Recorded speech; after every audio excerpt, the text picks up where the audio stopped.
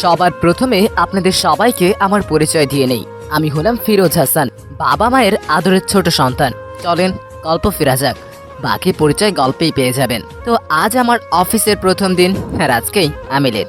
আজকে রাস্তায় অনেক জ্যাম ছিল, যার কারণে অফিসে আসতে প্রায় 30 মিনিট লেট হয়। জানি না আজকে আমার কপালে কি আছে। অফিসে আসলাম, কিছু কলিগের সাথে পরিচিত হলাম, পরে নিজের ডেস্কে বসলাম।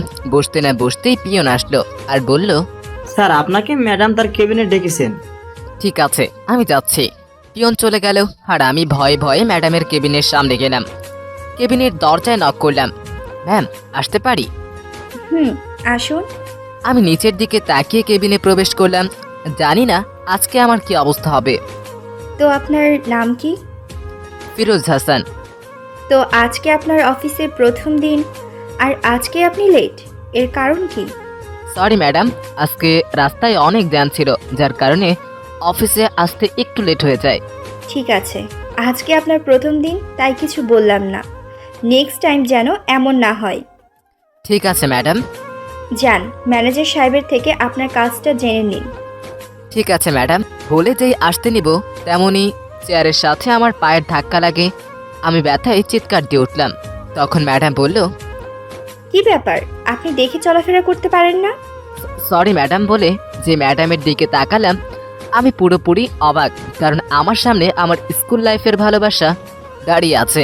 সাদিয়াকে আমি স্কুল লাইফে থেকে ভালোবাসি, কিন্তু কোনো দিন বলতে পারিনি, কারণ সাদিয়া অনেক রাগী ছিল, তাই ওকে বলার কখনো সাহস পাইনি। তারপর এসএসসি পরীক্ষা দিয়ে স্কুল থেকে চলে আসলাম, আর কখনো ওর খোঁজ খবর রাখিনি।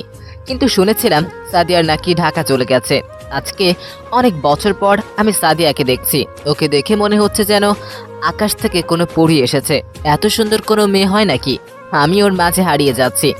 হঠাৎ কে যেন আমার চোখের সামনে চুটকি বাঁচালো, আর আমি বাস্তবে ফিরে আসলাম। তখন ম্যাডাম বলল, কি ব্যাপার, কোথায় হারিয়ে গেলেন আপনি? সাদিয়া, তুমি এখানে? তাস, কি হলো বোঝেন নাই তো? সাদিয়া তার নরম হাত দিয়ে প্রচণ্ড গতিতে আমার গালে একটা থাপ্পড় মারলো। আজকে নিয়ে 2বার সাদিয়া আমার গালে থাপ্পড় মারলো। আপনারা আবার ভাইবেন না আমি কোনো লুচ্চামি করছিলাম। স্কুলে থাকতে আমি আমাদের ক্লাসের একটা মেয়ের সাথে কথা বলতেছিলাম, মানে মেয়েটি আমার সাথে কথা বলতেছিল। হঠাৎ কোথা থেকে যেন সাদিয়া আসলো আর আমার গালে প্রচণ্ড গতিতে থাপ্পড় মারে আর বলে, তোকে বলেছিলাম না কোনো মেয়ের সাথে লুচ্চামি করবি না। তখন আমার সাথে যে মেয়েটি আসছিল সে বলল, সাদিয়া, তুই ভুল বুঝছিস। আমি শুধু ওর সাথে পড়ার বিষয় নিয়ে কথা বলছিলাম। সাইমা কথাটি বলতে না বলতেই ঠাস, এবারেরটা সাইমার গালেই পড়েছে। ও থাপ্পড়টা মেরে চলে যায়। তারপর থেকে কোনো মেয়ে আমার সাথে কথা বলেনি, একমাত্র সাদিয়ার ভয়ে। সাদিয়া আমাকে এত জোরে থাপ্পড় মারবে আমি ভাবতে পারিনি। আমি সাদিয়ার দিকে করুণ দৃষ্টিতে তাকিয়ে আছি। তখন সাদিয়া বলল, আপনার সাহস কি করে হয় আমার নাম নেওয়ার? আপনি কি ভুলে গেছেন এটা অফিস, আর আমি এই অফিসের এমডি, সেজন্য রেসপেক্ট নিয়ে কথা বলুন। সরি ম্যাডাম, ভুল হয়ে গেছে। কুত্তি মুখে বললেই তো হতো। ইটস ওকে, যান, আর ম্যানেজার সাহেবের থেকে আপনার কাজটা জেনে নিন। ঠিক আছে ম্যাডাম বলেই চলে আসলাম ওয়াশরুমে, কারণ গালটা প্রচণ্ড ব্যথা করতেছিল। ওয়াশরুমে আসলাম, আয়নার সামনে দাঁড়িয়ে গালটার দিকে তাকালাম। তাকিয়ে আমি অবাক, কারণ গালে 5 আঙ্গুলের দাগ হয়ে গেছে। এত জোরে কেউ কাউকে থাপ্পড় মারে? 10 মিনিট লাগিয়ে গালে পানি দিলাম, কারণ কেউ যদি দেখে তাহলে বলবে আমি নিশ্চয়ই কোনো মেয়ের সাথে লুচ্চামি করছিলাম, তাই আমাকে মেরেছে। কিন্তু সত্যি কথাটা তো আপনারা আর আমি জানি। প্লিজ কাউকে বলবেন না, তাহলে আমার ইজ্জত প্লাস্টিক হয়ে যাবে। ওয়াশরুম থেকে এসে নিজের ডেস্কে গেলাম। তারপর ম্যানেজার আমাকে আমার কাজ বুঝিয়ে দিলেন। আমি আমার মাথাটা ঘুরিয়ে দেখলাম সাদিয়ার কেবিনে আমার ডেস্ক বরাবর। আমার ডেস্ক থেকে ওকে দেখা যাচ্ছে। কত অপরূপ সুন্দরী লাগছে ওকে। এক দৃষ্টিতে আমি ওর দিকেই তাকিয়ে আছি। হঠাৎ সাদিয়া আমার দিকে তাকালো, আর আমি ওকে দেখে ভ্যাবা চাকা খেয়ে গেলাম। মাথা ঘুরিয়ে নিজের কাজে মনোযোগ দিলাম। কাজ করতে করতে দুপুর হয়ে গেছে, সবাই লাঞ্চ করতে যাচ্ছে, তাই আমিও উঠলাম। যে আসতে নিব তেমনি 4 জন কলিগ আমার সামনে আসলো। তাদেরকে দেখে আমি পুরো অবাক। আমার সামনে আমার স্কুল লাইফের বন্ধু আসলো, মিজান, সাইমা, হাসিব, সোহান। আমি তাদেরকে দেখে অবাক। তখন তাদেরকে বললাম, কিরে কেমন আছিস তোরা? তাদের চারজনকে উদ্দেশ্য করে কথাটা বললাম। তারা চারজন একসাথে উত্তর দিল, আলহামদুলিল্লাহ ভালো আছি। তুই কেমন আছিস? আলহামদুলিল্লাহ ভালো আছি। তারপর ওদের সাথে আরো অনেক কথা বললাম। চল লাঞ্চ করে আসি। চল। আমরা সবাই একসাথে ক্যান্টিনে আসলাম, তারপর খাবার অর্ডার করলাম। আজকে অনেক দিন পর আমরা চার বন্ধু একসাথে বসলাম। খাবার খেয়ে আবারও যার যার কাজে মনোযোগ দিলাম। হঠাৎ সাদিয়ার কথা মনে হলো। সাদিয়ার কেবিনের দিকে তাকিয়ে দেখলাম ও ওর কাজ করছে। জানি না ও লাঞ্চ করেছে কিনা। যাই হোক, নিজের কাজে মনোযোগ দিলাম। বিকেল 5টায় অফিস ছুটি হলো। আমরা চার বন্ধু একসাথে অফিস থেকে বের হলাম। তখন আমি বললাম, সাইমা শোন, বল। সাদিয়ার সাথে কি তোর কোনো কথা হয় না? না, ওর সাথে প্রয়োজন অথবা অফিসের কোনো কাজ ছাড়া কথা হয় না। ও হঠাৎ ওর কথা জিজ্ঞেস করলি? না, এমনি ওদের সাথে কথা বলতেছিলাম, তখন দেখলাম সাদিয়া অফিস থেকে বের হয়ে একটা গাড়িতে উঠে চলে গেল। আমিও ওদের কাছ থেকে বিদায় নিয়ে বাসায় চলে আসলাম। বাসায় এসে কলিং বেল বাজালাম। কিছু সময় পর ভাবি এসে দরজা খুলে দিল। আমি ভাবির কপালে একটা চুমু দিয়ে ভিতরে আসলাম। তখন ভাবি জিজ্ঞেস করলো, আমার কিউট ভাই, আজকে তো অফিসের প্রথম দিন, কেমন কাটলো? ভালো কেটেছে, কারণ আমার ভালোবাসাকে অনেক দিন পর আমার কাছে পেয়েছি। কি ব্যাপার, তোমাকে এত খুশি লাগছে কেন? না, এমনি। নেহি, ডাল মে তো কুছ কালা হে, বলো কি হয়েছে? পরে বলবো, আগে বলো আম্মু কোথায়? আম্মু তার রুমে আছে, যাও। ঠিক আম্মুর রুমে আসলাম, দেখলাম আম্মু ঘুমিয়ে আছে। তাই আর ডাক না দিয়ে আমি আমার রুমে চলে আসলাম। রুমে এসে ফ্রেশ হয়ে ঘুমিয়ে পড়লাম, কারণ আজকে অনেক কাজ করেছি। রাতে ভাবি এসে ডেকে গেল আর বলল নিচে খাবার টেবিলে আমার জন্য অপেক্ষা করছে। তাই আমি ফ্রেশ হয়ে নিচে আসলাম। তারপর গিয়ে খাবার টেবিলে বসলাম। বসতে না বসতেই ভাষণ শুরু। ভাষণটি কিছুটা এরকম ছিল, তো নবাবজাদা, আপনার তো আজকে অফিসের প্রথম দিন ছিল, কেমন কাটলো? আব্বুর মুখে এমন মধুর কথা শুনে আমার কলেজা কেঁপে উঠল। এক প্লেট সাহস নিয়ে আব্বুকে বললাম, আব্বু, আজকের দিনটা ভালো গেছে। তোকে দিয়ে আমার এমন আশা ছিল না। আমি আবার কি করলাম আব্বু? তুই নিজেদের কোম্পানি রেখে অন্যের কোম্পানিতে কেন জয়েন করলি? আমি আম্মুর দিকে তাকিয়ে ইশারায় বললাম যে আব্বুকে একটু ম্যানেজ করো। তখন আম্মু বলল, কি শুরু করলে তুমি? ওর যা খুশি ও তা করুক, ও তো এখনো ছোট মানুষ। ঠিক আছে, তোমরা মা ছেলে মেয়ে যা মনে করো তাই করো, আমি কিছু জানি না। তারপর খাবার খাওয়া শুরু করলাম। খাওয়া শেষ করে যে রুমে আসতে যাব তখন ভাইয়া ডাক দিল। আমি ভাইয়ার কাছে গিয়ে বললাম, বলো। আজকে তো তোর অফিসের প্রথম দিন আসিল, কোনো সমস্যা হয়েছিল? না, তেমন কিছু হয়নি। আচ্ছা আচ্ছা, আর কোনো সমস্যা হলে আমাকে বলবি, ঠিক আছে? বলেই নিজের রুমে চলে আসলাম। খাটের উপরে শুয়ে ফেসবুকে একটা গল্প পোস্ট করলাম। আজকে সারাদিনের কথা ভাবতেই অবাক লাগে, কারণ এত বছর পর আমার ভালোবাসার মানুষটাকে কাছে পেলাম, আবার তার হাতে থাপ্পড়ও খেলাম। হঠাৎ মনে একটা প্রশ্ন জাগলো, যদি ওর লাইফে কোনো বয়ফ্রেন্ড থাকে তাহলে আমি কি করব? আমি তো সাদিয়াকে আমার জীবন থেকে বেশি ভালোবাসি। উফ, আর নিতে পারছি না। পরেরটা পরে দেখা যাবে। এখন ঘুমোতে হবে, কারণ আজকে আমি লেট করে অফিস গিয়েছি। আমি চাই না কালকেও আমার লেট হোক অফিস যেতে। তাই ঘুমিয়ে গেলাম। সাদিয়াকে নিয়ে কল্পনা করতে করতে সকালে ভাবি এসে আমাকে ডাকছে। ও আমার কিউট ভাই, উঠে পড়ো, সকাল হয়ে গেছে। কি হলো, অফিসে যাবা না নাকি? সাদিয়া, আমি তোমাকে অনেক ভালোবাসি, প্লিজ আমাকে ছেড়ে আর যেও না। ঘুমের মধ্যে বিড়বিড় করে কথাগুলো বলছিলাম। ঠিক আছে, তুমি এইভাবে উঠবে না। প্রতিদিন তোমাকে যেভাবে তুলতে হয় সেভাবেই তুলতে হবে। হঠাৎ আমি চিৎকার দিয়ে উঠলাম, কারণ কে জানি আমাকে পানি দিয়ে ভিজিয়ে আমার আরামের ঘুমটা হারাম করে দিয়েছে। সামনে তাকিয়ে দেখি ভাবি হাতে একটা মগ নিয়ে দাঁড়িয়ে আছে।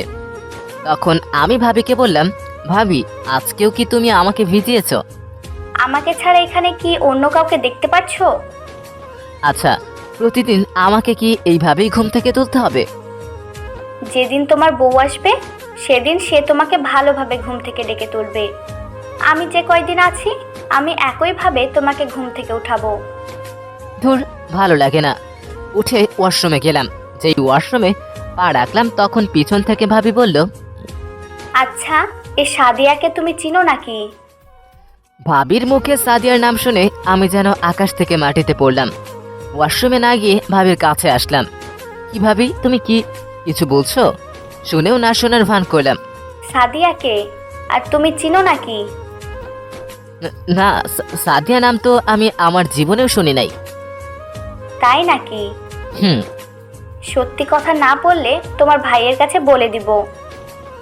আচ্ছা ঠিক আছে, সত্যি কথা বলবো, আগে অফিস থেকে এসে নিই তারপরে।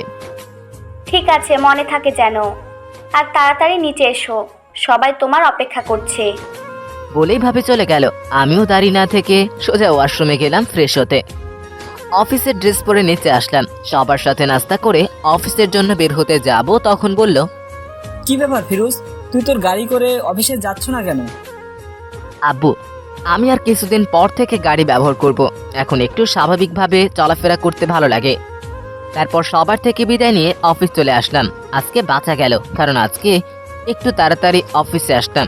একটু পর দেখলাম আমার কলিগ প্লাস বন্ধু সোহান আসতেছে। তখন আমি বললাম, কিরে দোস্ত, কি অবস্থা তোর? ভালো। তোর? ভালো। ওদের সাথে তিনজনকে কল করে দেখ ওরা কোথায়। তারপর সোহান ওদের কল করলো। কিছু সময়ের মধ্যেই ওরা সবাই এসে পড়লো। চল কফি খেয়ে আসি, এখনো সময় আছে। চল। তারপর আমরা সবাই কফি খেয়ে অফিসে আসলাম এবং যার যার ডেস্কে যেয়ে বসে পড়লাম। আজকে আমার পাখিটা এখন পর্যন্ত আসেনি। আমি আমার কাজে মনোযোগ দিলাম। কিছু সময় পর দেখলাম সাদিয়া অফিসে আসলো আর এসে সোজা তার কেবিনে ঢুকে গেল। আজকে ওকে দেখে মনে হচ্ছে রাতে মনে হয় অনেক কান্না করেছে। আমিও আর কোনো কথা না বলে নিজের কাজ করতে লাগলাম। এইভাবে কাজ করতে করতে দুপুর হয়ে গেল। আমরা 5 জন মিলে একসাথে ক্যান্টিন থেকে খাবার খেয়ে আসলাম। অফিসে এসে নিজের ডেস্কে বসলাম। সাদিয়ার কেবিনের দিকে তাকিয়ে দেখলাম ও নেই। ভাবলাম হয়তো লাঞ্চ করতে গেছে। বিকেল 5টায় অফিস ছুটি হলো। আজকে দুপুরের পর আর সাদিয়ার সাথে দেখা হয়নি। তারপর বন্ধুদের কাছ থেকে বিদায় নিয়ে বাসায় চলে আসলাম। বাসায় এসে কলিং বেল চাপ দিতেই দরজা খুলে দিল। তাকিয়ে দেখি ভাবি এসে দরজা খুলে দিল। ভাবি আর আম্মুর সাথে কিছুক্ষণ কথা বলে রুমে এসে ফ্রেশ হয়ে ক্লান্ত লাগতেছিল, তাই ঘুমিয়ে গেলাম। রাতে ভাবি এসে খাবার খেতে ডেকে গেল। ফ্রেশ হয়ে নিচে আসলাম, দেখলাম সবাই আমার জন্য অপেক্ষা করছে, তাই তাড়াতাড়ি খাবার টেবিলে বসে পড়লাম। খাবার খেয়ে রুমে চলে যাচ্ছিলাম, তখন ভাবি বলল। আমি ভাবির কাছে এসে বসলাম। বলো কি হয়েছে? মানে তুমি আমাকে কিসের জন্য ডাক দিয়েছো সেটা বলো। সেটা তো বলবো, কিন্তু তোমার কাছে না, তোমার ভাইয়ের কাছে। এই বলে ভাবি চলে গেল আর বলল, তোমার ভাই ছাদে আছে, তাড়াতাড়ি আসো। কি আর করার, ছাদে আসলাম। গিয়ে দেখি ভাবি ভাইকে বলতেছে, এই শুনো, তোমার ভাই প্রেমে পড়েছে। কি? ঠিক শুনছো, আমাদের নবাবজাদা প্রেমে পড়েছে। ঠিক আছে, কার সাথে প্রেম করছে? মেয়েটার নাম কি?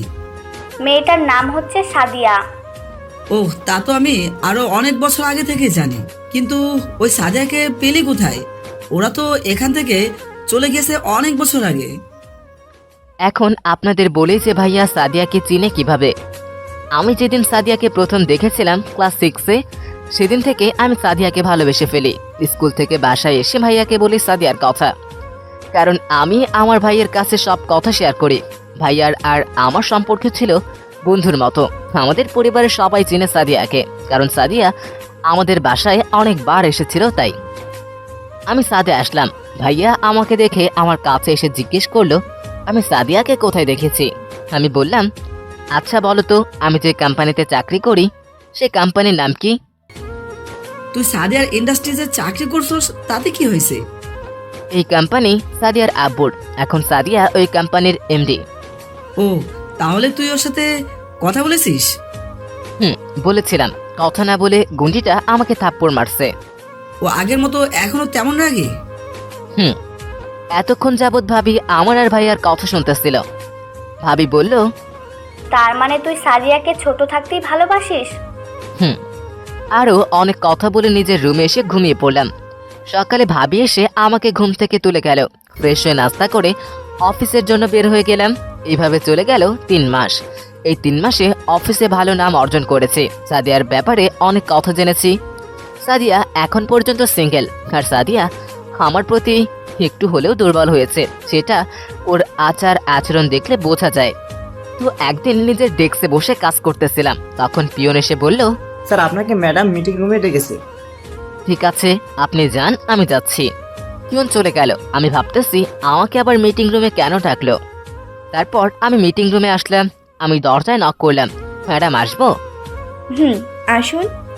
আমি ভিতরে ঢুকে পুরো অবাক, কারণ ভিতরে আমার বন্ধুরা বসে আছে। সোহান, হাসিব, সাইমা, মিজান। বসুন। আপনাদের সবার সাথে কিছু জরুরি কথা ছিল, যার জন্য আপনাদের ডাকা হয়েছে। আমাদের কোম্পানিতে একটা নতুন প্রজেক্ট আসছে, সেটার জন্য আপনাদের 5 জনকে সিলেক্ট করা হয়েছে। কাজটি করতে আপনাদের সবাইকে 1 সপ্তাহের জন্য চট্টগ্রামে আমাদের যে কোম্পানি আছে সে কোম্পানিতে যেতে হবে, আর আমাদের কালকের মধ্যে সেখানে যেতে হবে। কারোর কোনো প্রশ্ন আছে? আমরা সবাই একসাথে বললাম, না ম্যাডাম, সবার থেকে বেশি খুশি আমি, কারণ আমাদের সাথে সাদিয়াও যাবে। আজকে আপনাদের ছুটি, আর কাল সকাল 10টায় আমরা রওনা দিব, তো টাইম মতো আসবেন সবাই। এই বলে সাদিয়া চলে গেল। আমরা বন্ধুরা কিছু সময় কথা বলে বাসায় চলে আসলাম।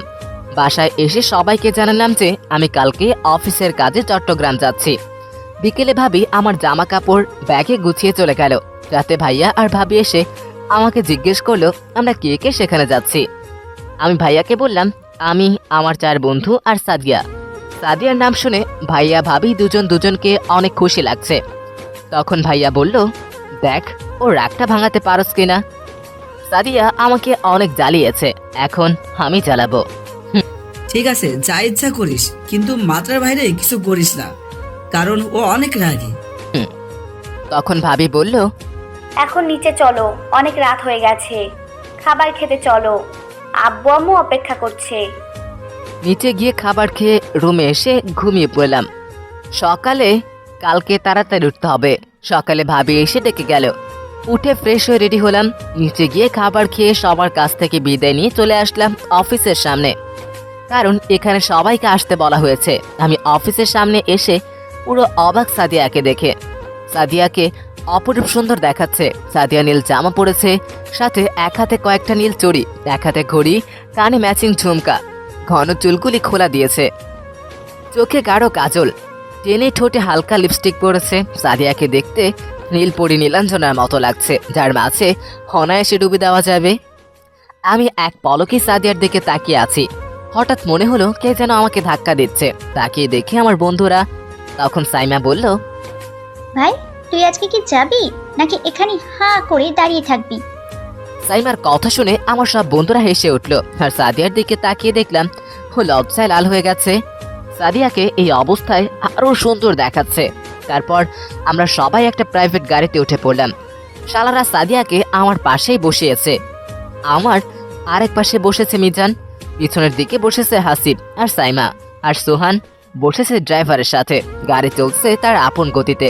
সাদিয়া তার কানে হেডফোন লাগিয়ে আনমনে গান শুনছে, আর আমি এক দৃষ্টিতে তার দিকে তাকিয়ে আছি।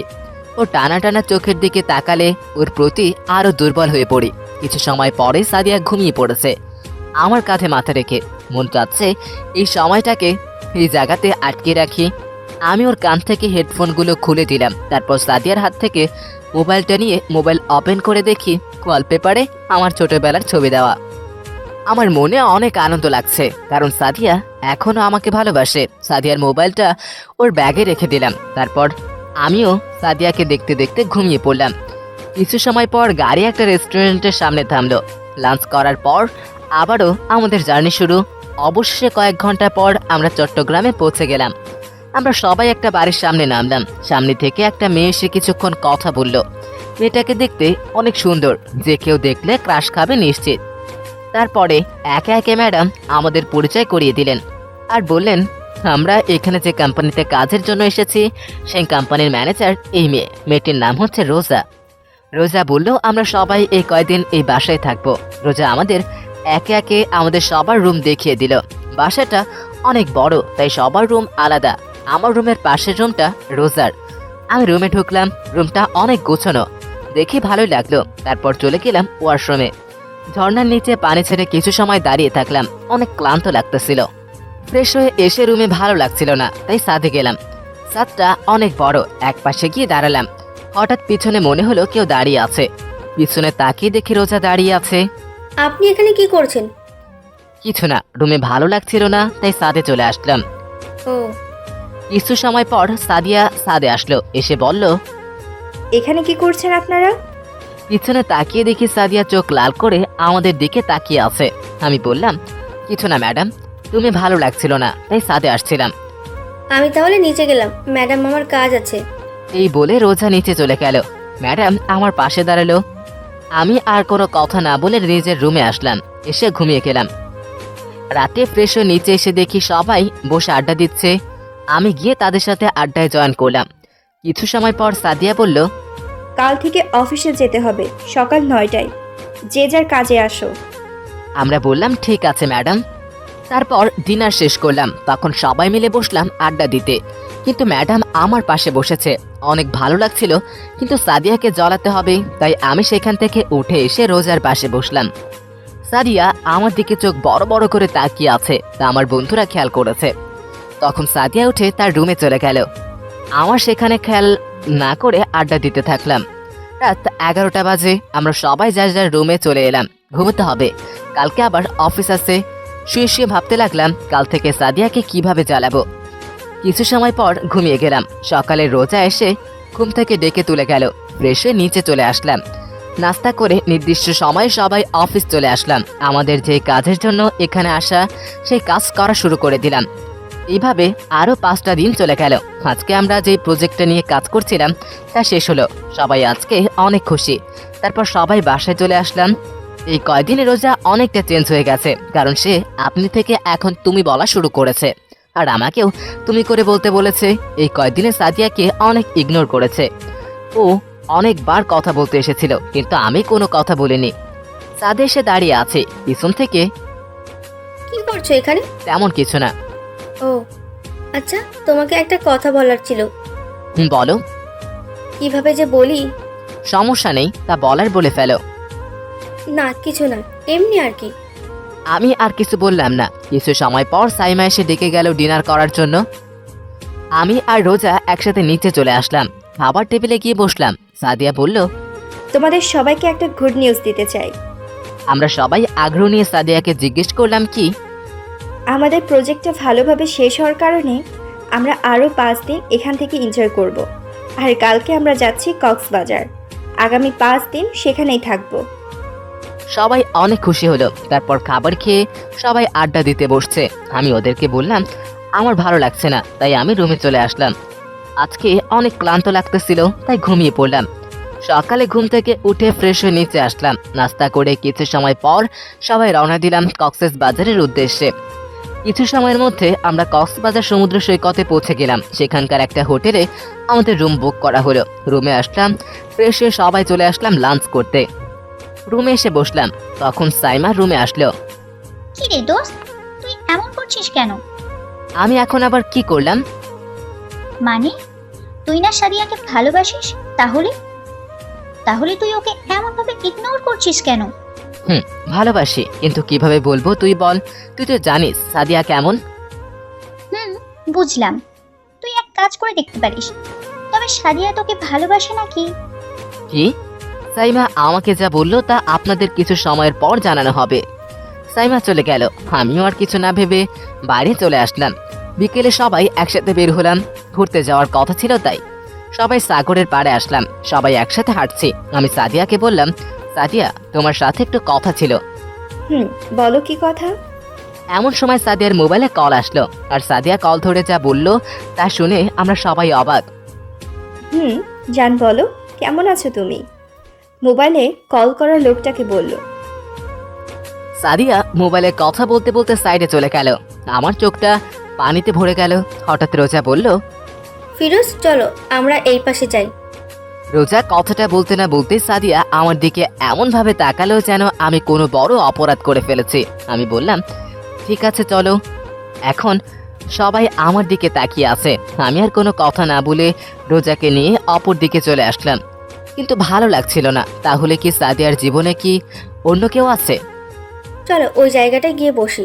ঠিক আছে চলো। আমি আইসক্রিম খাবো, তুমি খাবে? না, তোমার জন্য আমি আইসক্রিম নিয়ে আসি। আইসক্রিম এনে রোজার হাতে দিলাম। রোজা আমাকে একটা হেল্প করতে পারবে? বলো কি হেল্প, বলো, তোমার জন্য সব করতে পারবো। রোজা আমার সাথে ভালোবাসার অভিনয় করতে পারবে প্লিজ? মানে কি বলতে চাচ্ছ তুমি? আমি সাদিয়াকে ভালোবাসি। আমি জানি না ও আমাকে ভালোবাসে নাকি, তাই সবার সামনে আমার একটু অভিনয় করব, যেন আমরা প্রেমিক প্রেমিকা। হঠাৎ খেয়াল করলাম রোজার হাসি মুখটা ফ্যাকাশে হয়ে গেল। বুঝলাম না কেন। ঠিক আছে, আমি রাজি। তখন আমার বন্ধুরা আসলো। তারপর সবাই বসে সূর্যাস্ত যাচ্ছে তা দেখলাম। সবাই খুশি ছিল, কিন্তু একজন খুশি ছিল না, সে হলো আমি। কিছু সময় পর সবাই মিলে একটা রেস্টুরেন্টে ঢুকলাম। সেখানে সবাই অনেক এনজয় করলাম। ডিনার করে রুমে চলে আসলাম। ওয়াশরুমে এসে পানি ছেড়ে ঝর্ণার নিচে বসে পড়লাম। অনেক কান্না আসতেছে। ফ্রেশ হয়ে খাটে বসে মোবাইলে সাদিয়ার ছবি দেখতে লাগলাম। কত মায়াবী লাগছে সাদিয়াকে। সারাটা রাত না ঘুমিয়ে কাটিয়ে দিলাম। এইভাবে আরও একটি দিন চলে গেল। এখন সবাই ভাবছে রোজার সাথে আমার কিছু চলছে, কিন্তু সত্যটা কি তা শুধু আমি আর রোজাই জানি।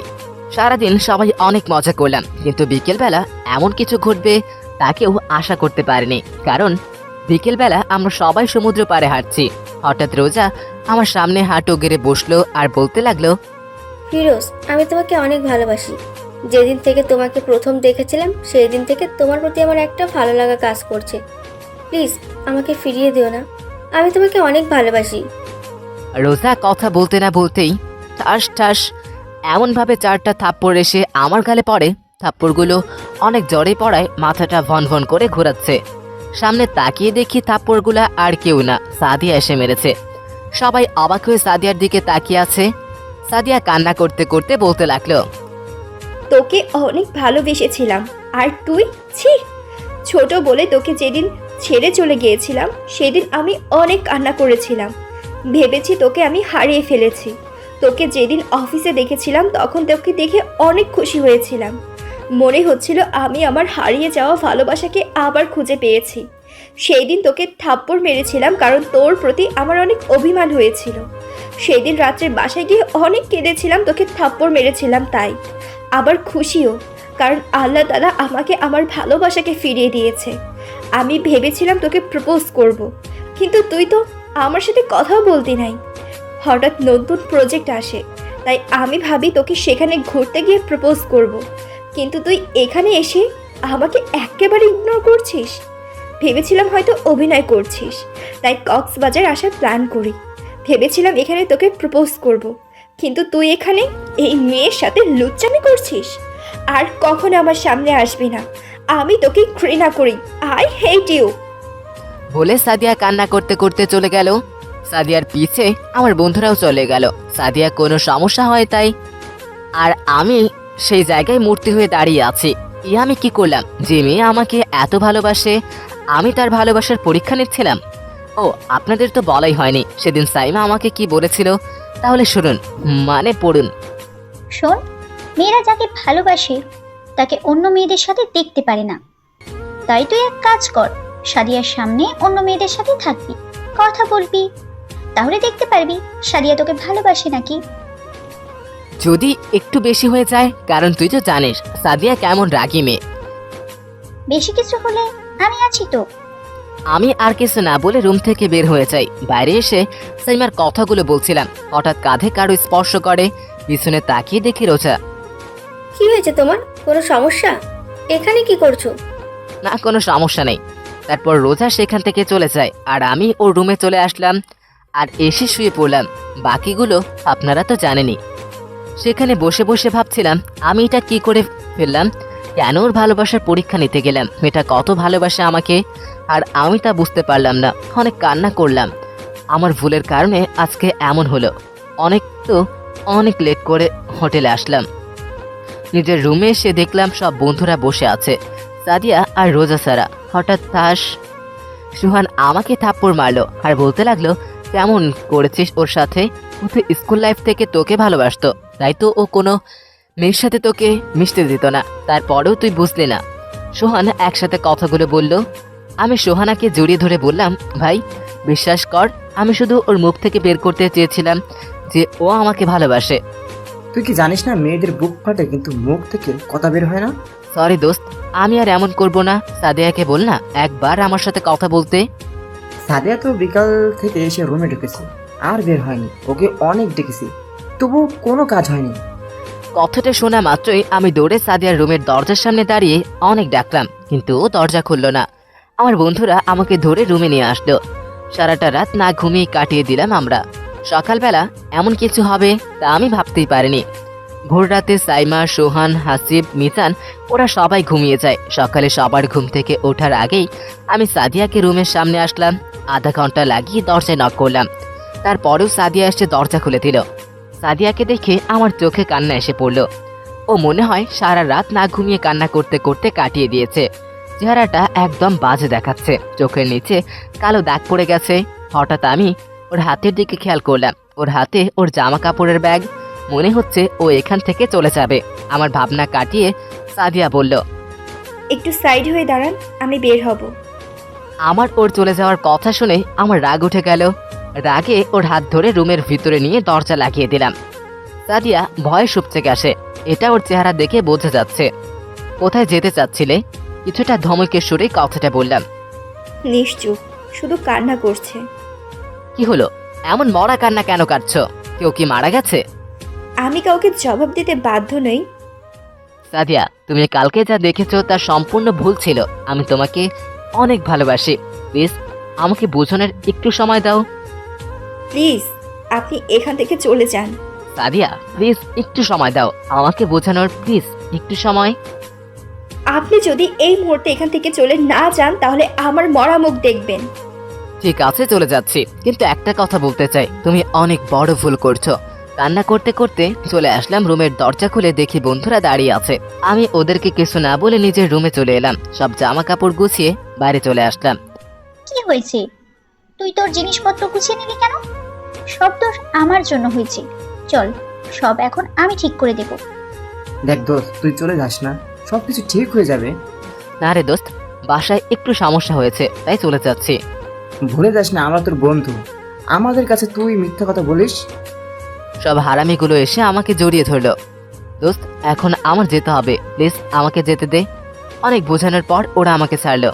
দেখলাম সাইডে রোজা দাঁড়িয়ে আছে। রোজা, তুমি আমার জন্য যা করেছো তার জন্য অনেক ধন্যবাদ তোমাকে। আল্লাহ হাফিজ, আর দেখা নাও হতে পারে। চলে আসলাম সেখান থেকে। বুকটা অনেক ব্যথা করছে, অনেক কষ্টে বাসে উঠলাম। অঝরে চোখের পানি পড়ছে, যেন কান্নার বাঁধ ভেঙে গেছে। অপরদিকে সাদিয়াও কারো কোনো কথা না শুনে বের হয়ে গেল। অনেক কষ্টে বাসায় আসলাম। বাসার কলিং বেল চাপতেই ভাবি এসে দরজা খুলে দিল। আমাকে দেখে জড়িয়ে ধরলো। বাসার ভিতরে ঢুকলাম। কেমন আছো ভাবি? তোকে ছাড়া কিভাবে ভালো থাকি? তোকে ছাড়া পুরো বাসা খালি লাগছিল। এখন তুই এসে পড়েছিস, এখন সবাই ভালো থাকবে। হঠাৎ ভাবি আমার চেহারার দিকে তাকিয়ে অবাক হয়ে তাকিয়ে রইল। কি হয়েছে ফিরোজ, তোর অবস্থা এমন কেন? মনে হয় রাতে ঘুমোস না, কান্না করিস। আরে না, কি যে বলো, তোমাদের থেকে অনেক দিন দূরে ছিলাম, আবার জার্নি করে এসেছি তো তাই এমন দেখাচ্ছে। ফিরোজ, আমি তোকে সত্যি কথা বলতে বলেছি। আরে কিছু না, তুমি বলো আম্মু কোথায়? আম্মু তার রুমে হয়তো ঘুমোচ্ছে। ঠিক আছে ভাবি। আমি আমার রুমে গেলাম। রুমে চলে এলাম। ভিতরটা কেমন জানি লাগছে। ওয়াশরুমে চলে আসলাম। ঝর্ণার পানি ছেড়ে ইচ্ছে মতো কাঁদতে লাগলাম। মন চাচ্ছে চিৎকার করে বলতে, কেন হলো আমার সাথে এমন। ঘন্টাখানেক পরে রুমে এলাম। অনেক ক্লান্ত লাগছে তাই ঘুমিয়ে গেলাম। রাতে ভাবি খেতে ডেকেছিল কিন্তু ভালো লাগছিল না তাই যায়নি। আবারও ঘুমিয়ে গেলাম। হঠাৎ অনেক ক্ষুধা লাগছে, কারণ গতকাল থেকে কিছুই খাইনি। ঘড়ির দিকে তাকিয়ে দেখলাম ভোর 4টা বাজে। ভাবির রুমের সামনে গিয়ে দু একবার ডাক দিতেই ভাবি দরজা খুলে দিয়ে বলল, আমি জানতাম তোমার খিদে লাগবে, তাই তোমার খাবার ফ্রিজে রেখে আসছিলাম। চলো এখন।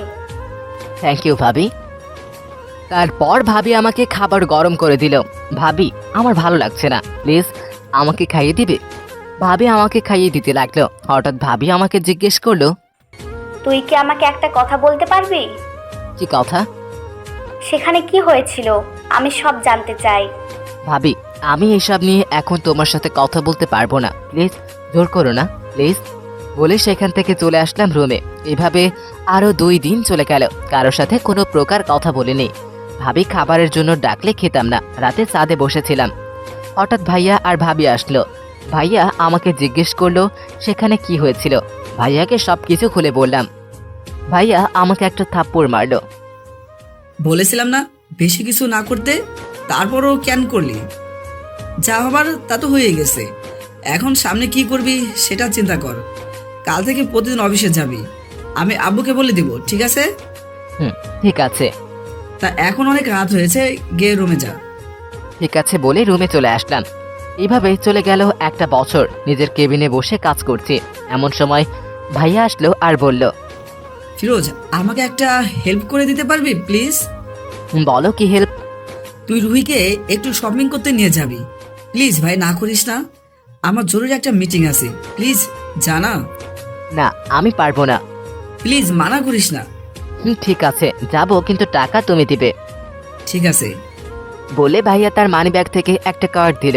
আমি সোজা বাসায় চলে আসলাম। বাসায় কয়েকবার কলিং বেল বাজাতেই ভাবি এসে দরজা খুলে দিল। তোমার ভাই আমাকে কল করে বলে দিয়েছে তাড়াতাড়ি ফ্রেশ হয়ে এসো। ঠিক আছে বলেই নিজের রুমে চলে এলাম। ফ্রেশ হয়ে বাইরে আসলাম। ভাবি, আমার কলেজাটা কোথায়? আমার ভাগ্নি। নিচে ওর দাদুর কাছে। আমরা গাড়ি নিয়ে বেরিয়ে পড়লাম। কিছু সময়ের মধ্যে ভাবির কেনাকাটা হয়ে গেল। ভাবি মিহিকে কোলে নিয়ে হাঁটছে, আর আমি শপিং ব্যাগ নিয়ে।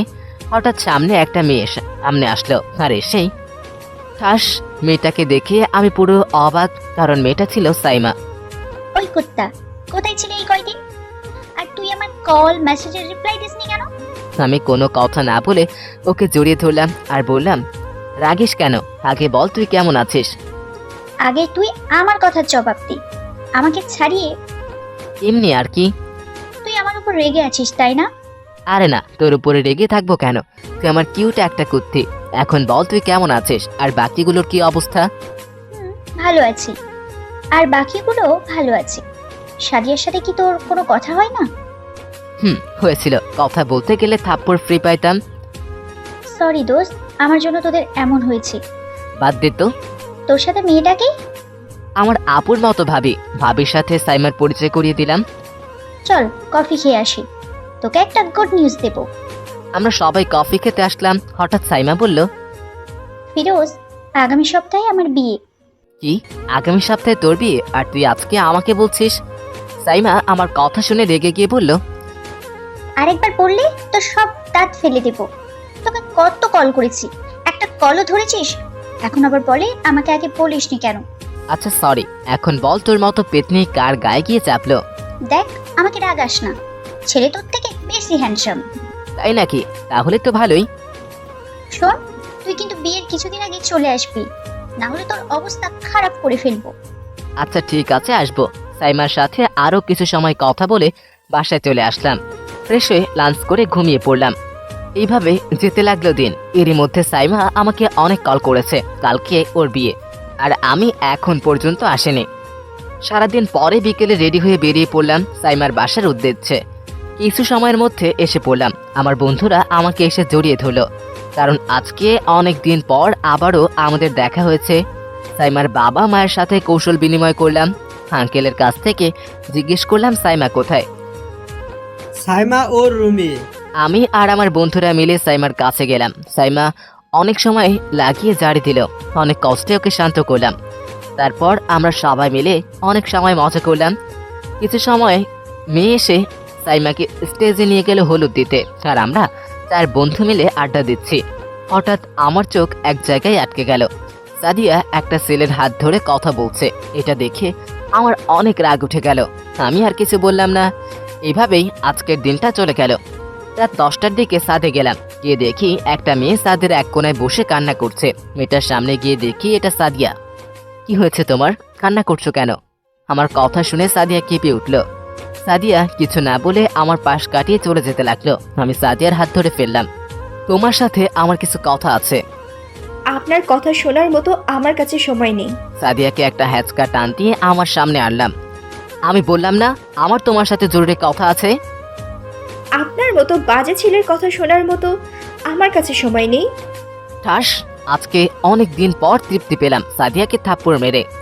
এখন চুপচাপ আমার কথা শুনবি, তার আগে যেন তোর মুখ থেকে কোনো শব্দ যেন না আসে।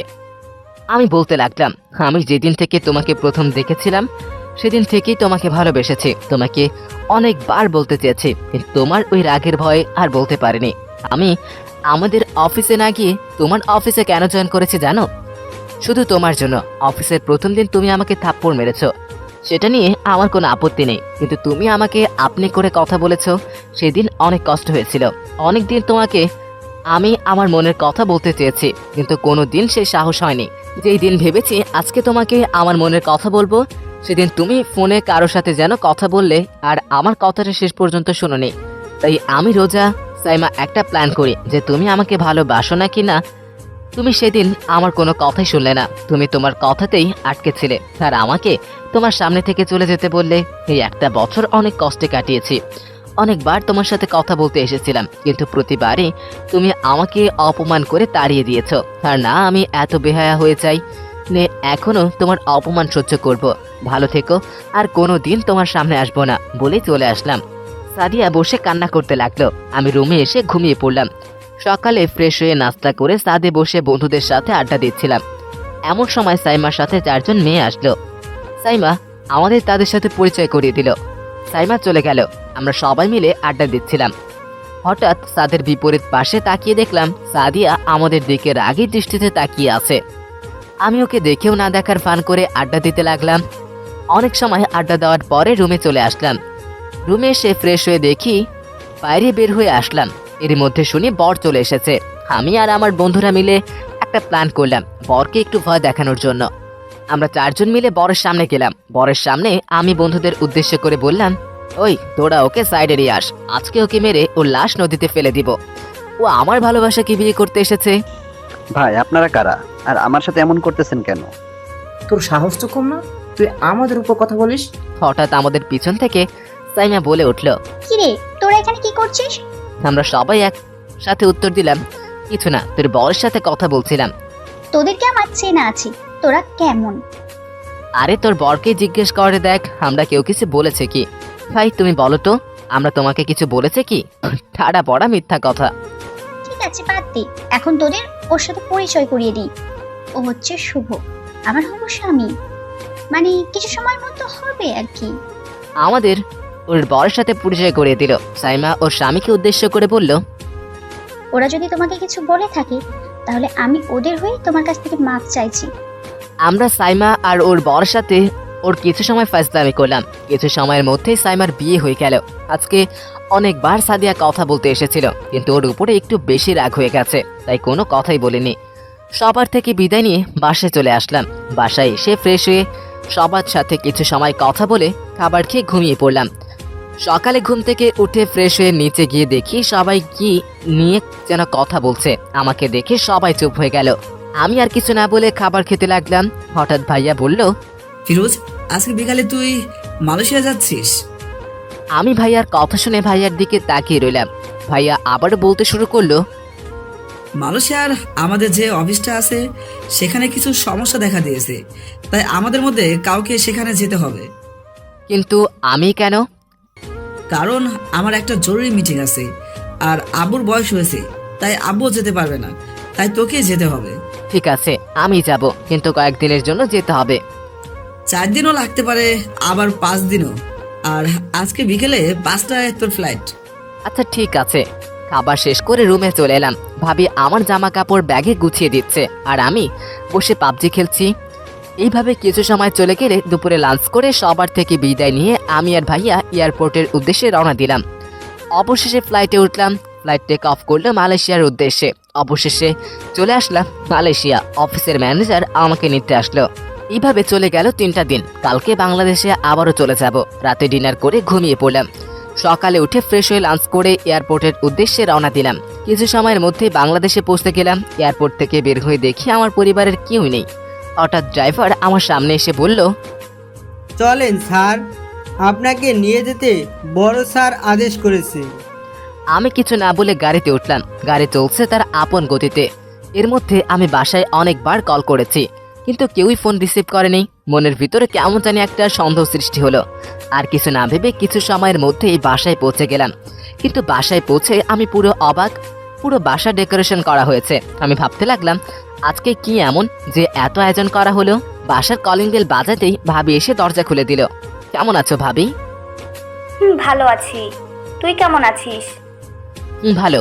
আচ্ছা ভাবি, আজকে কি বাসায় কোনো অনুষ্ঠান আছে?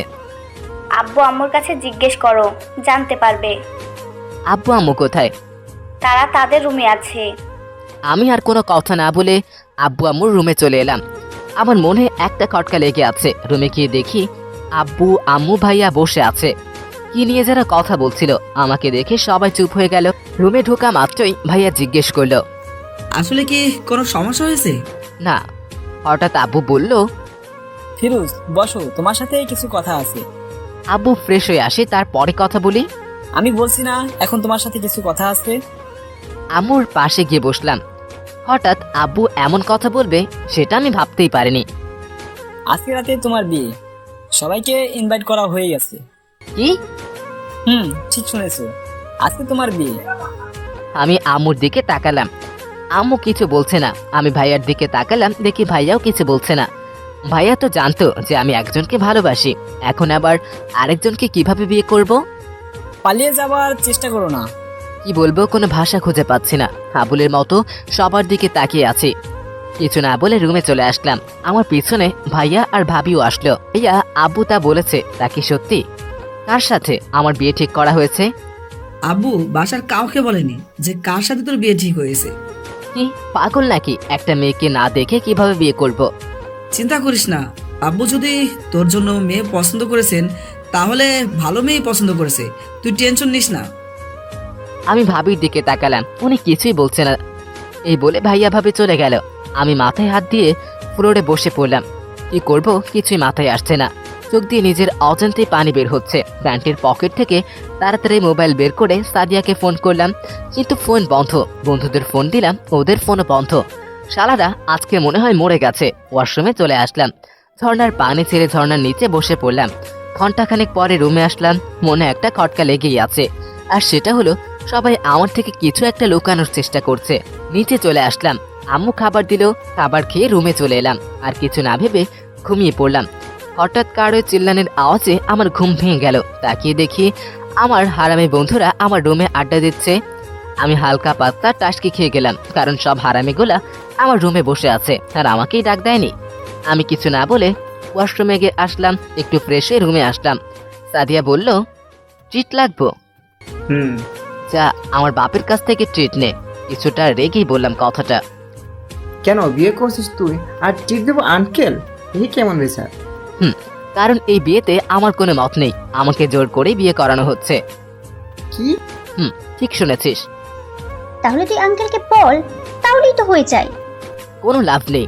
কিছু সময়ের মধ্যেই বাসায় অতিথি আসা শুরু করলো। সাইমা ওর স্বামীর সাথে নিচে চলে গেল, আর আমার বাকি 3 হারামি আমাকে হালাল হতে সাহায্য করছে, মানে রেডি হতে। অবশেষে ইসলামিক নিয়ম মেনে আমার বিয়ে হয়ে গেল। ভিতরে কেমন যেন একটা খালি খালি লাগছে। কারো সাথে কোনো কথা না বলে সাদে চলে আসলাম। সাদে দাঁড়িয়ে আছি, পিছনে আমার বন্ধুরাও আসলো, আর শালারা কি নিয়ে যেন হাসাহাসি করছে। আমার রাগ উঠে গেল। আমি ওদের কাছে গিয়ে বললাম, তোরা কি আমাকে একটু একা থাকতে দিতে পারবি?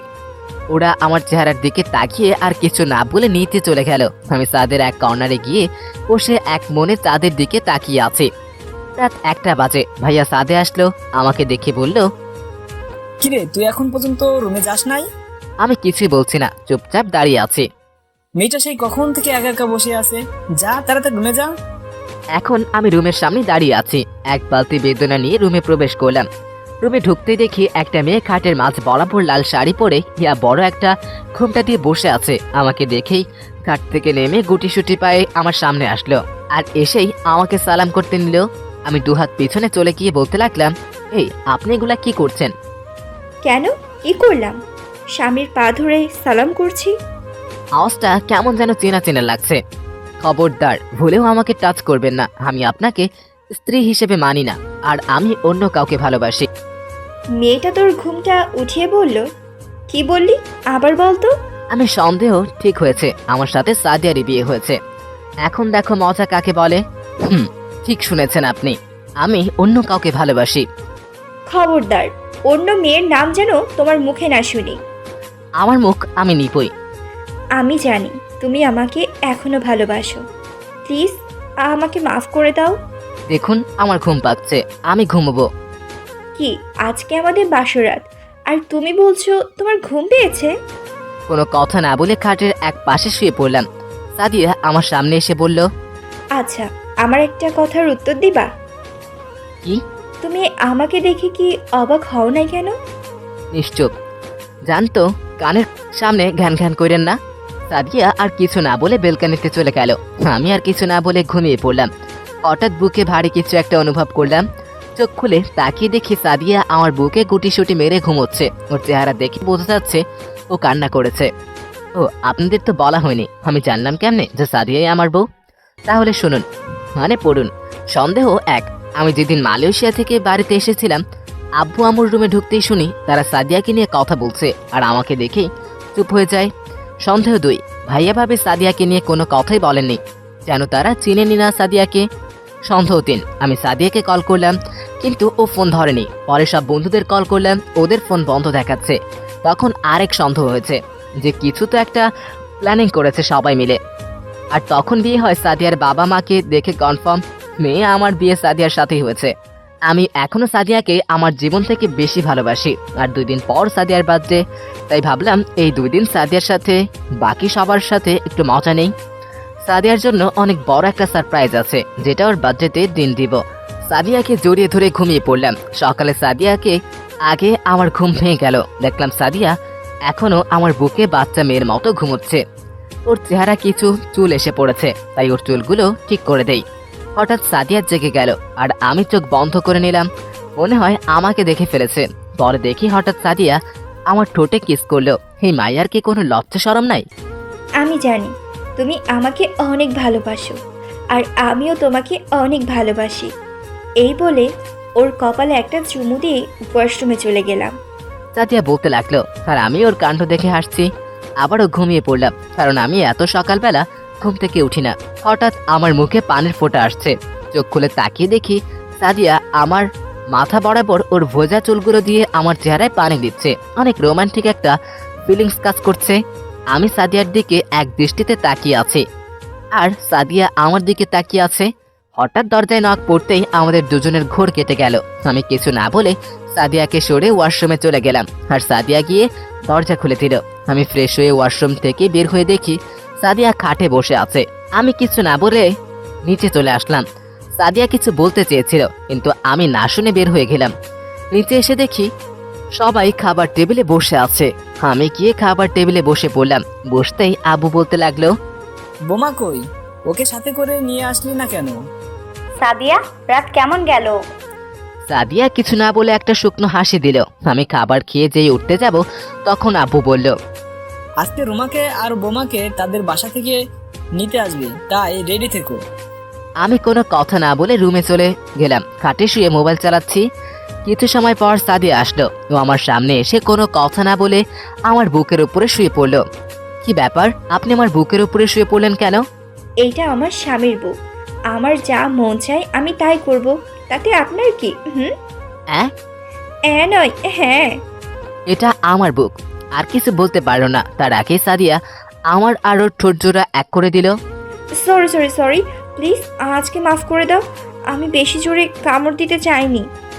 আমি কিছু না বলে ওয়াশরুমে চলে গেলাম। আয়নায় তাকিয়ে দেখি বেশি কাটে নেই, অল্প একটুই কেটেছে। ওয়াশরুম থেকে বের হয়ে দেখি সাদিয়া রুমে নেই, তাই আমি ব্যালকানিতে গিয়ে বসে মোবাইল চালাতে লাগলাম। সাদিয়া রুমে আসলো, আমাকে দেখতে না পেয়ে ব্যালকানিতে আসলো। আমি বুঝলাম সাদিয়া এসেছে, তাই মোবাইলটা কানে নিয়ে আবল তাবল বলতে লাগলাম, জান কি করতেছ? আর না, কাল রাতে আমাদের মধ্যে কিছুই হয়নি। আমি শুধু তোমাকেই ভালোবাসি, আর কাউকে না। আচ্ছা রাখি সোনা, পরে কথা হবে। মোবাইলটা পকেটে রেখে পেছনে তাকিয়ে দেখি চোখ লাল করে সাদিয়া আমার দিকে এমন দৃষ্টিতে তাকিয়ে আছে যেন আমাকে আস্ত খেয়ে ফেলবে। সাদিয়া কোনো কথা না বলে আমার পকেট থেকে মোবাইলটা বের করো। খুব যত্ন সহকারে মোবাইলটাকে ফ্লোরে ঢিল মেরে টুকরো টুকরো করে ফেললো। আর কিছু না বলে কান্না করতে করতে চলে গেল। আমি মাথায় হাত দিয়ে ফ্লোরে বসে বলতে লাগলাম, ইন্না লিল্লাহি ওয়া ইন্না ইলাইহি রাজিউন। আমার এত স্বাদের মোবাইলটা একটু মজার কারণে টুকরো টুকরো হয়ে গেল। কিছু সময় নিরাপত্তা পালন করে বেলকানিতে বসে রইলাম। হঠাৎ নিচ থেকে অনেক আওয়াজ আসছে, তাই নিচে চলে এলাম। নিচে এসে দেখি শ্বশুরবাড়ির লোকজন এসেছে। সবার সাথে কৌশল বিনিময় করে আমার রুমে চলে এলাম। রুমে এসে বসে আছি, এমন সময় সাদিয়ার কাজিনরা আসলো। আসতে পারি দুলাভাই? আসো। ভাইয়া, আপনি কি কোনো কাজ করছিলেন নাকি?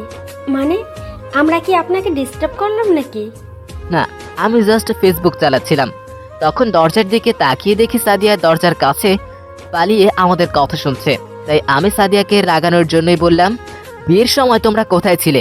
আগে জানলে তো সাদিয়াকে বিয়ে না করে তোমাদের দুইজন থেকে যে কোনো একজনকে বিয়ে করতাম। বেশ কাম হয়ে গেছে। সাদিয়া তো তেলে বেগুনে জ্বলে উঠলো, কিছু না বলে চলে গেল। আর এইদিকে ওরা দুইজন শরমে একেবারে লাল হয়ে যাচ্ছে। হয়েছে, আর তোমাদের শরম পেতে হবে না। ওদের সাথে কথা বলতে লাগলাম। হঠাৎ সাদিয়া একটা ট্রেতে কফি নিয়ে আসলো। ওদের দুজনকে কফি দিয়ে আমাকে কফি দিল। আমি কফি যেই মুখে দিলাম তেমনই ও মাগো! আমার চিৎকার দেওয়ার কারণ হচ্ছে সাদিয়া আমাকে যে কফিটা দিয়েছে সেটা লবণ দিয়ে বানানো হয়েছে আর অনেক গরমও, যার কারণে মুখে দিতেই কাটা জায়গায় লেগেছে আর আমার অবস্থা টাইট। আমার চিৎকার শুনে ওরা তিনজন কেঁপে উঠলো। সাদিয়ার দিকে তাকিয়ে দেখি ও মুচকি হাসছে। আমার আর বুঝতে বাকি রইল না যে এটা সাদিয়া ইচ্ছে করেই করেছে। আমি হাত দিয়ে ইশারায় মারিয়া আর রূপাকে বাইরে যেতে বললাম, আর ওরা বাইরে চলে গেল। আমি দরজা আটকিয়ে সাদিয়ার দিকে এগোতে লাগলাম আর ও ভয়ে পিছনের দিকে যেতে লাগলো। একসময় সাদিয়া পিছনের দিকে যেতে যেতে দেওয়ালের সাথে লেগে যায়। আমি সাদিয়ার একেবারে কাছে চলে গেলাম। সাদিয়ার গরম নিঃশ্বাসে আমার মুখের উপরে পড়ছে। আমি কিছু না বলে সাদিয়ার কপালে একটা চুমু এঁকে দিলাম। ও চোখ বড় বড় করে তাকিয়ে আছে। আমি সাথে সাথে আমাদের ঠোঁট জোড়া এক করে দিলাম। সাদিয়া ছোটাছুটি করছে কিন্তু পারছে না। একসময় সাদিয়া সাড়া দিতে লাগলো। প্রায় 5 মিনিট পরে সাদিয়াকে ছাড়লাম। আমরা দুজনেই হাঁপাচ্ছি। সাদিয়া কিছু বলছে না, ও লজ্জায় লাল হয়ে যাচ্ছে। আমি ওকে রাগানোর জন্য বললাম, ভাববেন না আমি আপনাকে ভালোবাসি, আমি জাস্ট আপনাকে শাস্তি দিলাম আমাকে খারাপ কফি দেওয়ার জন্য। বাস, কাজ হয়ে গেছে। সাদিয়া তো তেলে বেগুনে জ্বলে উঠলো। ওর চোখ মুখের আগে লাল হয়ে গেল। আমি সোজা ওয়াশরুমে চলে গেলাম। কিছু সময়ের মধ্যে গোসল করে রুমে আসলাম। দেখলাম সাদিয়া রুমে নেই। আমি মোবাইলটা হাতে নিয়ে বেলকানিতে গিয়ে বসে গল্প লিখছি। ঘন্টাখানেক পরে আমি রুমে আসলাম। রুমে এসে আমি পুরো অবাক, কথা বলার ভাষা হারিয়ে ফেলেছি। আমার পা যেন স্থির হয়ে গেছে, নড়তে পারছি না, কারণ সাদিয়া তার জামা চেঞ্জ করছে। হঠাৎ আমাকে ও দেখেই যে চিৎকার দিতে যাবে, আমি কোনোভাবে দৌড় দিয়ে সাদিয়ার মুখে হাত দিয়ে রাখলাম। এটা আবার কোনো ভাষা বুঝি না, বাংলায় বলো। আমি সাদিয়ার মুখ থেকে হাত ছড়াতেই শুরু হলো অন্য রকম এক ভাষণ। কুত্তা, চোর, রামছাগল, লুচ্চা, ইত্যাদি। ওই চুপ, এত গালি দাস কেন? তুই এখানে আসলি কেন? তুই দেখোস নাই আমি জামা কাপড় চেঞ্জ করছি? আমি কি জানতাম নাকি তুই জামা কাপড় চেঞ্জ করছিস? তুই রুমে আসলি কেন? আমি তো রুমেই ছিলাম, মানে বেলকানিতে। আমি সাদিয়ার দিকে তাকাতে এক অন্যরকম ফিলিংস কাজ করছে। সাদিয়া ওর দিকে তাকিয়ে বলল, আজকে তোকে আমি মেরেই ফেলবো। আমি কোনো কথা না বলে এক দৌড়ে রুম থেকে বের হয়ে গেলাম। আর সাদিয়া আমাকে রুম থেকেই অনেক সুন্দরভাবে আমার বংশোদ্ধার করছে। আমি নিচে এসে সবার সাথে কথা বলছি। কিছু সময় পর সাদিয়া নিচে আসলো। আমার দিকে পুরো রাগী লুক নিয়ে তাকিয়ে আছে। আর আমি ওকে দেখে আবারও ক্রাশ খেলাম, কারণ সাদিয়া একটা নীল রঙের শাড়ি পরেছে আর শাড়ির সাথে সবকিছু ম্যাচিং করে পরেছে। ওকে পুরো নীলপরীর মতো লাগছে। সবার কাছ থেকে বিদায় নিয়ে বেরিয়ে পড়লাম শ্বশুরবাড়ির উদ্দেশ্যে। আমি, সাদিয়া, রূপা আর মারিয়া আমার গাড়ি নিয়ে যাচ্ছি। আমি ড্রাইভ করছি আর সাদিয়া আমার পাশের সিটে বসে বাইরের দিকে তাকিয়ে আছে আর রূপা, মারিয়া পিছনের সিটে বসে আছে। গাড়ি চলছে তার আপন গতিতে। হঠাৎ একটা ফুচকার দোকান দেখলাম। সাদিয়ার ফুচকা অনেক পছন্দ, তাই ওর রাগটা কমানোর জন্য একটা প্ল্যান করলাম। তাই সবাইকে বললাম, তোমরা ফুচকা খাবে নাকি? রূপা আর মারিয়া রাজি হয়ে গেল, কিন্তু যার জন্য বললাম সে কিছুই বলল না। আমি বললাম, এখানে অনেক সুন্দর সুন্দর মেয়ে বসে আছে, আসো আমরা যাই। আমার কথা শুনে সাদিয়া আমার রাগী চোখে আমার দিকে তাকালো। আমি মনে মনে বললাম, দোষ কাম করছে। গাড়ি থেকে নেমে পিছনের দিকে তাকিয়ে দেখি সাদিয়াও গাড়ি থেকে নামছে। আমি একটা মুচকি হাসি দিলাম। আমরা 4 জন মিলে ফুচকার দোকানে ঢুকলাম। ঢুকে আমি অবাক, কারণ এখানে অনেক কাপল বসে বসে প্রেম করছে। আমরা একটা টেবিলে বসলাম। তারপর আমি 3 প্লেট ফুচকা অর্ডার করলাম। কিছু সময়ের মধ্যে ফুচকা নিয়ে আসলো। ওরা 3 জন ফুচকা খাচ্ছে আর আমি এক দৃষ্টিতে সাদিয়ার দিকে তাকিয়ে আছি। এটা দেখে রূপা আর মারিয়া হাসছে। ভাইয়া, আপনি খাবেন না? যার আশায় বসে আছি সে তো কিছু বলেই না। সাদিয়া কিছু না বলে এক মনে খাচ্ছে। আমি বললাম, আজকে আমি অনেক সুন্দর একটা দৃশ্য দেখেছি। সাদিয়ার দিকে তাকিয়ে বললাম। সাদিয়া চোখ বড় বড় করে আমার দিকে তাকিয়ে আছে। কি দেখছেন ভাইয়া, আমাদেরও বলেন। আজকে আমি রুমে যাই আর কিছু বলতে পারলাম না, তার আগে সাদিয়া আমার মুখে একটা ফুচকা ঢুকিয়ে দিয়ে ওদের বলল। তোরা এত কথা বলস কেন? চুপচাপ খা। আর আমি অন্যদিকে তাকিয়ে হাসছি। আমার মন চাচ্ছিল সাদিয়ার হাতে খেতে, তাই এই প্ল্যান করি। অনেক হাসি পাচ্ছে তাই না? আমি আর কিছু বললাম না, কারণ সাদিয়া রেগে যাচ্ছে। সবার খাওয়া শেষ হলে বিল দিয়ে আবারও জার্নি শুরু করলাম। পুরো রাস্তায় আর কেউ কোনো কথাই বলেনি। অবশেষে সাদিয়াদের বাসায় চলে আসলাম। বাসায় এসে সবার সাথে কৌশল বিনিময় করলাম। সাদিয়ার বাবা বলল, যা মা, ওকে নিয়ে তোর রুমে যা। সাদিয়া আগে হাঁটতে লাগলো আর আমি ওর পিছনে। সাদিয়া আমাকে একটা রুমে নিয়ে গেল। রুমটা অনেক সুন্দর করে সাজানো হয়েছে আর দেওয়ালে ওর অনেক ছবি আটকানো। তা দেখেই বোঝা যাচ্ছে এটা সাদিয়ার রুম। যে খাটে বসতে যাব, সাদিয়া আমার শার্টের কলার ধরে টান দিয়ে দেওয়ালের সাথে চেপে ধরে বলল, ওই সময় তো দৌড় দিয়ে বেঁচে গেছিলি, এখন কি হবে তোর? এই মাইয়া, এত তুই তরকারি করে কথা বলো কেন বুঝি না। কি হলো, কথা বল। আমি কোনো কথা না বলে সাদিয়ার কোমরে হাত দিয়ে টান দিয়ে আমার একেবারে কাছে নিয়ে আসলাম। আর এক হাত দিয়ে ওর মাথার পেছনে হাত দিয়ে চুলগুলো ধরে আমাদের ঠোঁটজোড়া এক করে দিলাম। সাদিয়া আর কিছুই বলল না, শুধু তাল মিলিয়ে গেল। কিছু সময় পর মারিয়া এসে আমাদের ডেকে নিয়ে গেল। তারপর আর কি শুরু হলো জামাই আদর নামে টর্চার। আমি আর খেতে পারছি না, তাই সাদিয়ার দিকে তাকালাম। কিন্তু এ কি, এই মাইয়ার তো কোনো খেয়ালই নেই, এক মনে খেয়ে যাচ্ছে। আমি সাদিয়াকে অনেকভাবে ইশারা করলাম, কিন্তু সে আমার দিকে তাকাই না। তাই বাধ্য হয়ে মারিয়াকে বললাম, জানো মারিয়া, আজকে আমি আর সাদিয়া অনেক সুন্দর একটা দৃশ্য দেখেছি, তাই না সাদিয়া? আমার কথা শুনে সাদিয়ার খাবার আটকে গেল গলায়। পানি খেয়ে বলল, আম্মু, ও আর খেতে পারবে না, ওকে অনেক টর্চার করেছে। আমি সাদিয়ার দিকে তাকিয়ে একটা হাসি দিলাম, কারণ রোজ কাজ করেছে। অতঃপর আমাকে টর্চার করা শেষ হলো। হঠাৎ মারিয়া বলল, ভাই তুমি কি যেন দেখেছো, বললেন না যে? সবাই আগ্রহ নিয়ে আমার দিকে তাকিয়ে আছে। আজকে আরে কিছু না, ও উনি এমনি বলতেছেন। আমি সাদিয়ার দিকে তাকিয়ে মুচকি হেসে রুমে চলে এলাম। এভাবেই সারা দিন চলে গেল। রাতে আমি রুমে বসেছিলাম, এমন সময় সাদিয়া আসলো। এসে আমার সামনে এসে দাঁড়িয়ে আছে। আমি কিছু না বলে ওয়াশরুমে চলে গেলাম। ওয়াশরুমে গিয়ে ভাবতে লাগলাম, হঠাৎ ওরা আবার কি হলো, আরো বিকেলে কোথায় গিয়েছিল। কিছু সময় পর রুমে আসলাম। রুমে এসে দেখি সাদিয়া খাটে বসে আছে আর ওর হাতে একটা নতুন মোবাইল। আমাকে দেখেই সাদিয়া আমার সামনে এসে বলল, এই নে, এটা তোমার জন্য। কেন? তোমার মোবাইলটা তো আমি ভেঙে দিয়েছিলাম, তাই এটা তোমার জন্য কিনে এনেছি। আপনার মোবাইল আমার লাগবে না। ওই কি কইলি তুই? দেখ, ভালো মতো বলতেছি, মোবাইলটা নে, না হলে মায়ের একটাও নিচে পড়বে না। কি আর করার, মোবাইলটা নিতে হলো। মোবাইলটা অনেক সুন্দর। হঠাৎ সাদিয়া আমাকে দেওয়ালের সাথে চেপে ধরে বলল, আর কোনোদিন যেন তোমাকে অন্য কোনো মেয়ের সাথে কথা বলতে না দেখি। যদি দেখি তুমি অন্য কোনো মেয়ের সাথে কথা বলছো, সেদিন আমি কি করব আমি নিজেও জানি না। আমি কথা বলবো, আর কিছু বলতে পারলাম না। তার আগেই সাদিয়া আমার আর ওর ঠোঁটজোড়া এক করে দিল। রাতে ডিনার করে সবার সাথে কিছু সময় কথা বলে রুমে চলে এলাম। রুমে একা ভালো লাগছে না, তাই বেলকানিতে চলে গেলাম। কিছু সময় পর সাদিয়া রুমে আসলো। আমাকে রুমে না দেখে বেলকানিতে আসলো। এসে আমাকে দেখে আমার কোলে বসে পড়লো। কি করছো এখানে? কিছুই না। তুমি কি জানো কালকের পরের দিন কি? কি? জেনেও না জানার ভান করে? তুমি কি সত্যি ভুলে গেছো? কেন, কি এমন যে মনে রাখতে হবে? না, তেমন কিছু না। আমার ঘুম পাচ্ছে, আমি ঘুমাতে গেলাম। ওর হাসি মুখটা মুহূর্তেই ফ্যাকাশে হয়ে গেল। সাদিয়া উঠে চলে গেল আর আমি ওখানে বসে রইলাম। বুঝলাম যে সাদিয়া কষ্ট পেয়েছে। কিছু সময় পর সাদিয়া যখন ঘুমিয়ে গেল, তখন ভাইয়াকে কল করলাম। কল রিসিভ করলো। হ্যালো ভাইয়া। কেমন আছিস তোরা? ভালো আছি। তোর কিসের জন্য কল করা?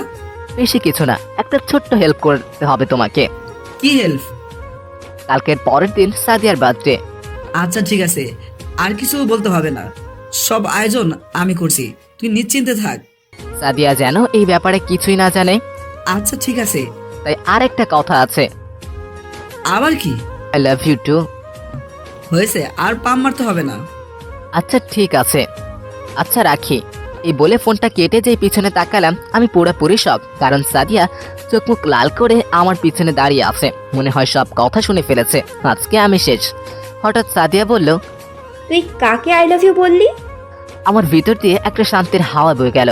হাসিটা কোনোভাবে চেপে রেখে বললাম, আমি আমার পার্সোনাল ব্যাপারে আপনাকে বলবো কেন? দেখ, বলতে বলেছি, তুই কাকে বললি?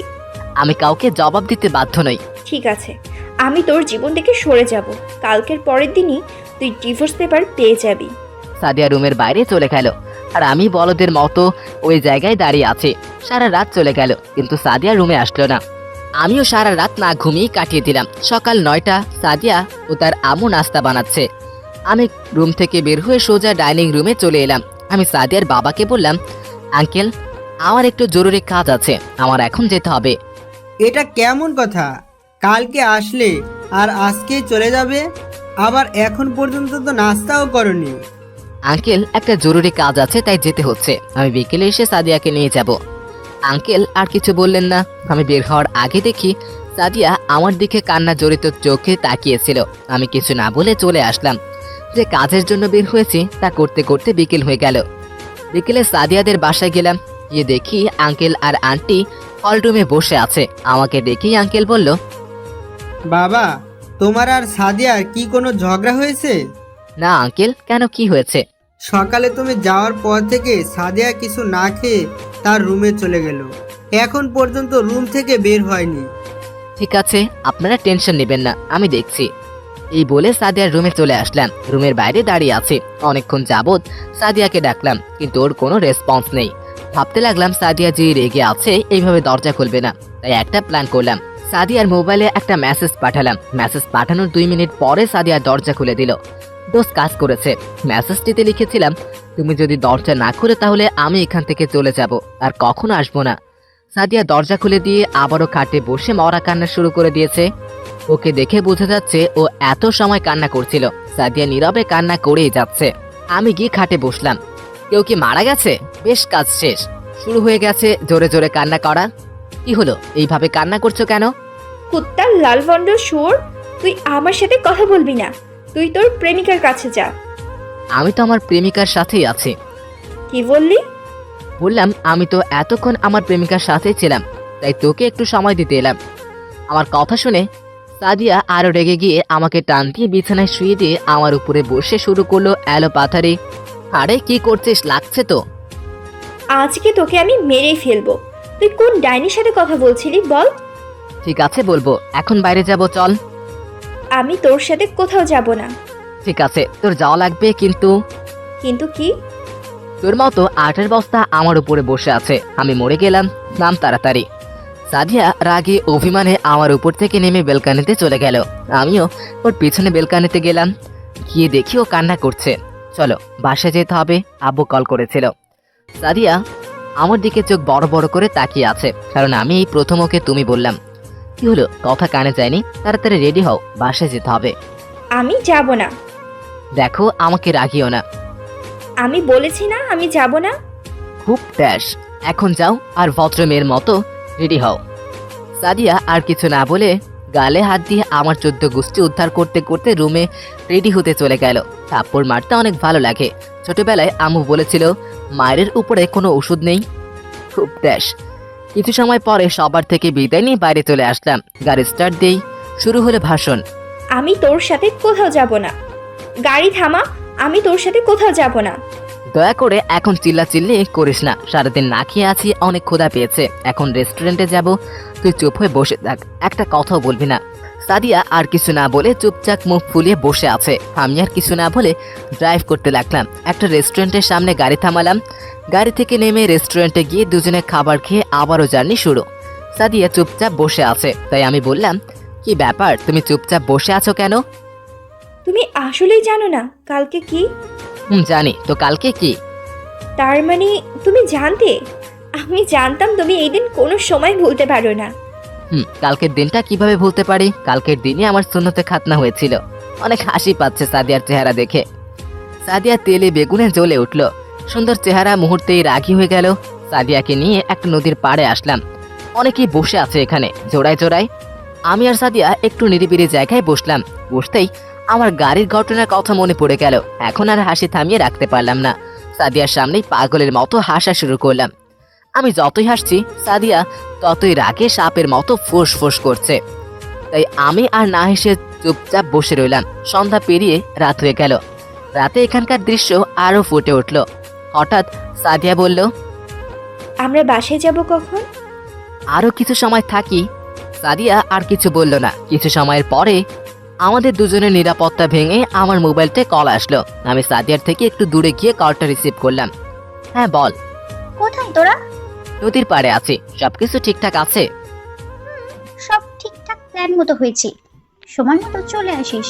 ঠিক আছে বলে কল কেটে দিলাম। পিছনে তাকিয়ে দেখি সাদিয়াকে যেখানে বসিয়ে রেখেছিলাম সেখানে চুপচাপ বসে আছে। সাদিয়ার কাছে যেতেই সাদিয়া বলল, কে কল করেছিল? কিছু না, এমনি। কি বললো? চলো এখন বাসায় যাব। এখন না, একটু কাজ আছে, সেখানে যা। সাদিয়া আর কিছু বলল না। দুজনে গাড়িতে বসে আবারও রওনা দিলাম।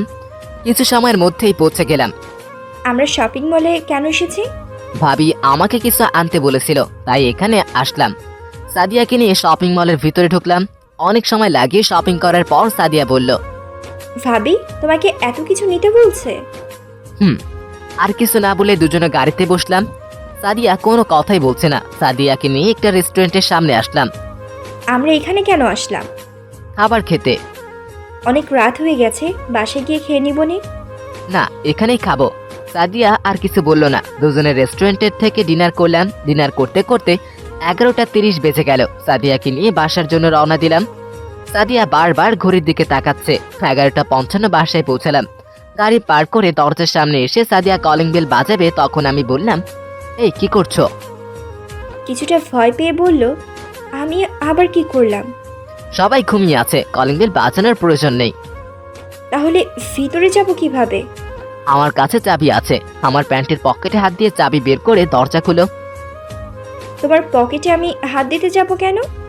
আরে আমার হাতে এতগুলা ব্যাগ, আমি আবার পকেটে হাত দিব কেমনে? সাদিয়া আর কিছু না বলে পকেটে হাত দিয়ে চাবি বের করে দরজা খুলে দিল। পুরো বাসা অন্ধকার হয়ে আছে। সাদিয়া আর আমি ভিতরে গেলাম। হঠাৎ পুরো বাসাটা লাইট জ্বলে উঠলো আর সবাই একসাথে বলে উঠলো, হ্যাপি বার্থডে সাদিয়া। সাদিয়া সবাইকে দেখে পুরো অবাক হয়ে আছে। সবাই সাদিয়াকে উইশ করছে। আমি কিছু না বলে সেখান থেকে আমার রুমে চলে এলাম। তোমাদের সবার মনে আছে আমার বার্থডের কথা? সবাই একসাথে বলল, ঘন্টাখানেক পরে সাদিয়া রুমে আসলো। রুমে এসে দেখে রুম অন্ধকার হয়ে আছে। রুমে লাইট জ্বালিয়ে সাদিয়া শক। পুরো রুমটা পুতুল দিয়ে ভর্তি। হঠাৎ রুম থেকে কান্না করার শব্দ আসছে। আমি বেলকানিতে দাঁড়িয়েছিলাম। কান্নার শব্দ পেয়ে রুমে গিয়ে দেখি সাদিয়া চোখের পানি আর নাকের পানি এক করে দিয়েছে। সাদিয়ার সামনে গিয়ে বললাম, কি হলো, কান্না করছো কেন? সাদিয়া কোনো কথা না বলে আমাকে জড়িয়ে ধরে আরো জোরে জোরে কান্না শুরু করে দিল। কি হলো, কান্না করতেছো কেন? তুমি এই কয়দিন আমাকে এত কষ্ট দিলে কেন? আমি তোমাকে কখন আবার কষ্ট দিলাম? সাদিয়াকে ছাড়িয়ে বললাম কথাটা। তুমি বললাম কি? সাদিয়াকে আর কিছু বলতে না দিয়ে আমাদের ঠোঁটজোড়া এক করে দিলাম। কিছু সময়ের পর সাদিয়াকে ছেড়ে দিলাম। দুজনেই জোরে জোরে শ্বাস নিচ্ছি। আমি কিছু বলতে যাব, হঠাৎ সাদিয়া আবারও পাগলের মতো কিস করতে লাগলো। কিছু সময় পরে ছাড়লো। সাদিয়া কিছু বলতে যাবে, তখন আমি দুটো শপিং ব্যাগ সাদিয়ার হাতে দিয়ে বললাম, এগুলো পড়ো। আমি নিচে গেলাম। আমি নিচে চলে আসলাম। কিছু সময় সবার সাথে কথা বলে রুমে চলে আসলাম। রুমে এসে আমি পুরো অবাক। সাদিয়াকে নীল শাড়িতে নীল পরির মতো লাগছে। আমি এক দৃষ্টিতেই সাদিয়ার দিকে তাকিয়ে আছি। সাদিয়া আমার সামনে এসে ঠোঁট ছোট্ট করে কিস করে বলল, কি জনাব, এমন ড্যাব ড্যাব করে কি দেখছেন? আমার নীল পরীকে। তাই? চলেন ছাদে যাব। কি এত রাতে? এখন আমাকে কোলে তুলেন। নয় হ্যাঁ, এখন তুমি আমাকে কোলে নিয়ে ছাদে যাবে। কি আর করার, সাদিয়াকে কোলে নিয়ে ছাদে আসলাম। সাদিয়াকে বুকের সাথে জড়িয়ে দোলনায় বসে আছি। নিরাপত্তা ভেঙে সাদিয়াই বলল, জানো, আমার অনেক স্বপ্ন ছিল কোনো এক রাতে তোমার বুকে মাথা রেখে চাঁদ দেখব। তাই? আচ্ছা, স্কুলে তোমার ক্রাশটা কে কে ছিল? আমার স্কুল লাইফে একটাই ক্রাশ ছিল, সে হলো তুমি। আমি তোমাকে অনেক অনেক ভালোবাসি। কখনো আমাকে ছেড়ে যাবে না তো? আমিও তোমাকে অনেক অনেক ভালোবাসি, আর মৃত্যুর আগ পর্যন্ত শুধু তোমাকেই ভালোবেসে যাব। আচ্ছা শোনো, কাল থেকে আমি আব্বুকে, আমার আব্বু বলে রেখেছি, কাল থেকে তুমি আর আমরা যেই অফিসে আছি সেটা দেখাশোনা করব। সাদিয়ার মুখটা আমার মুখের সামনে এনে এক গভীর কিস দিয়ে বললাম, আমার স্কুল লাইফের ক্রাশ দেখুন, আমার অফিসের বস।